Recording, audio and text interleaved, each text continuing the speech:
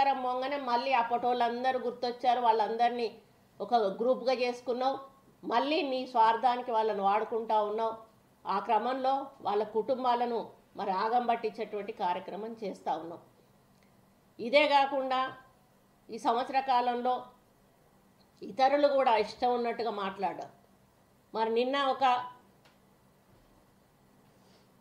Sandal business చేసేటువంటి ఒక MLA గారు కోమటిరెడ్డి వెంకటరెడ్డి గారిని ఉద్దేశించి మాట్లాడడం అనేది నేను చూడడం జరిగింది.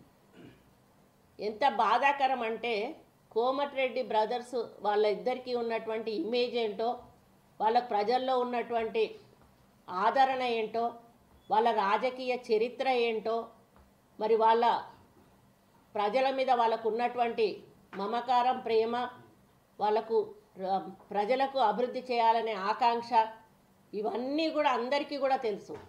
ఆ రోజు మీరు ఉత్తుత్తి రాజీనామాలు చేశారు తెలంగాణ కోసం, కానీ కోమటిరెడ్డి వెంకటరెడ్డి గారు వారు నిజమైన రాజీనామా మంత్రి పదవికి చేసి మరి మంత్రి పదవిని వదులుకున్నటువంటి వ్యక్తి కోమటిరెడ్డి గారు.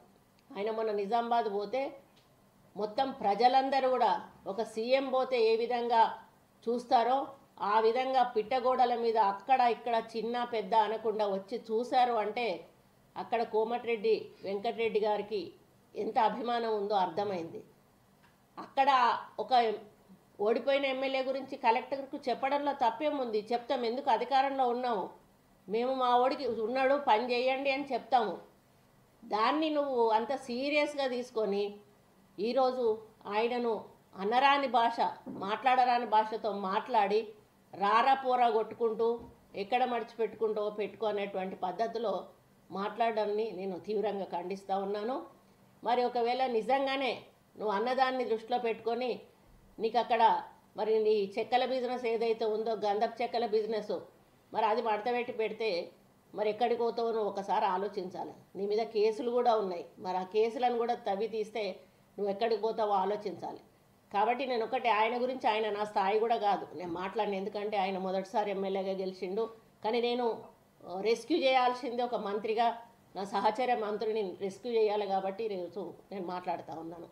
ఇంకోడు ఉన్నాడు హుజరాబాద్ పిచ్చోడు, వాడేం మాట్లాడతాడో వాడికి అర్థం కాదు. ఆ అసెంబ్లీలో